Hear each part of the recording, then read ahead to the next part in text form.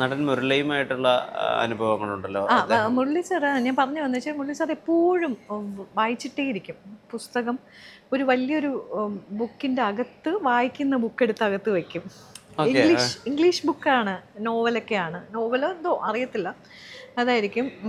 പക്ഷെ അതിൻ്റെ കവറ് വേറെ വേറെ ഇതായിരിക്കും. അപ്പോൾ അറിയില്ല ഏതാണ് വായിക്കുന്നത് എന്താണെന്ന്. അപ്പോൾ അതിനെ നോക്കുമ്പോൾ കാണാം ഇംഗ്ലീഷ് ബുക്കാണ്, വെളിയിൽ പക്ഷേ മലയാളത്തിൻ്റെ സംഭവമാണ്.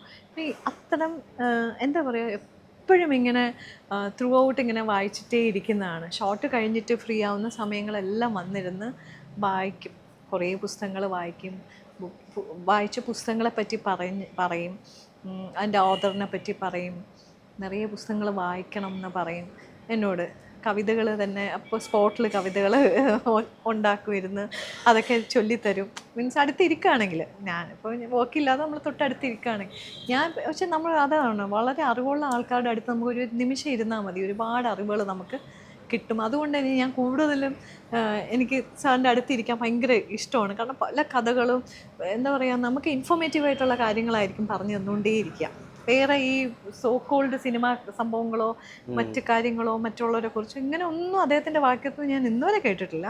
ഞാൻ വർക്ക് ചെയ്തിടത്തോളം കാലം എപ്പോഴും ഇങ്ങനെ ചിന്തകളും പുസ്തകങ്ങളെ പറ്റിയും അങ്ങനെയൊക്കെയാണ്. പാർട്ടിയെ പറ്റിയും, ആള് ഭയങ്കര പാർട്ടിയെ പറ്റി ചൊല്ലി കുറേ